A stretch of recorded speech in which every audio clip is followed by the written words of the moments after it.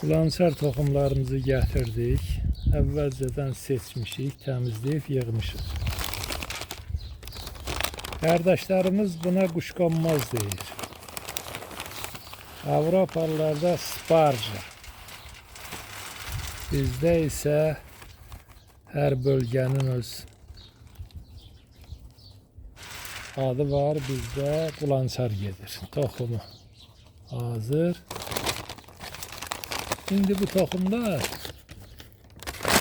öz şirəsinin içindədir. Və bunlar yerə düşəndə təbii yolla bütün qışı qalır. Bu içindəki şirədən qidalanır ki qurumasın.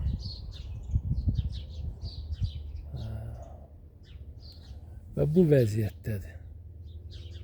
İndi bu bütün qışı qalıb, şirəsi biraz quruyub. Əvvəl sulu olur. Bu isə bunun toxumlarıdır. Biz bunu necə əkəcəyik? Cızın birini və bunu belə açıb əkəcəyik. Qabığı ilə bir yerdə, şirəsi ilə bir yerdə.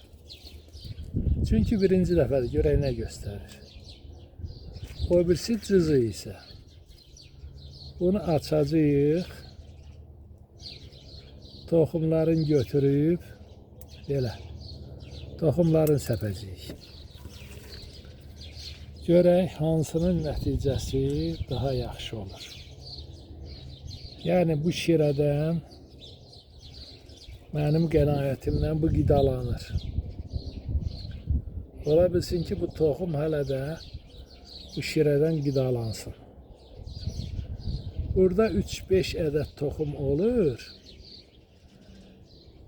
İndi bunu hamısını çıxartsaq bu şəkildə biz tək-tək səpməliyik. Ancaq bu şəkildə biz elə onu belə 3-3, 5-5 nədir? Belə qoyacağıq. Hansı nə nəticə verəcək? Onu da gələcəyinə baxacağıq. Çünki qulançar toxumunu əkirsən, bir il o çıxır, məhsul vermir. O xəsil deyirik. Belə bir onun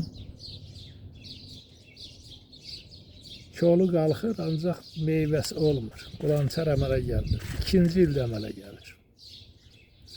İndi əkək görək ya qismət. Bu il çıxsın. Belə.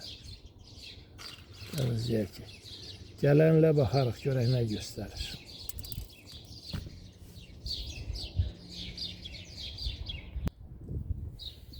Toxumların eləsi var ki, daha böyük və daha şirəlidir.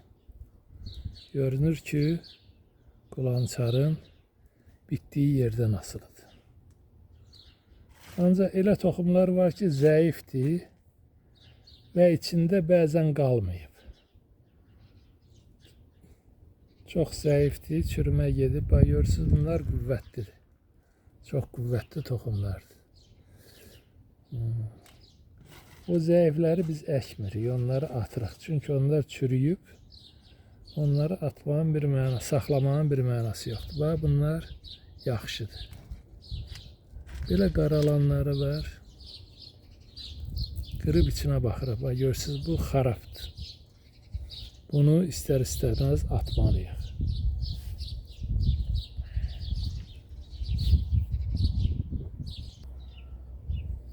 Belə toxumlarımızı hazır elədik. Yığırıq qabın içinə. Bloka.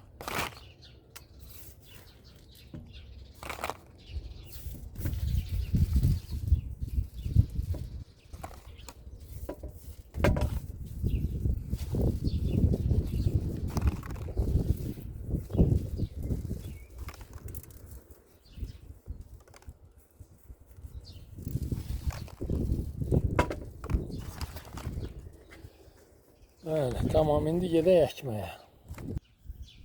İndi burada xət boyu bu toxumları bura atırıq. Çox yaxın lazım deyil. Ancaq toxum bizdə çoxdur. Belə atırıq.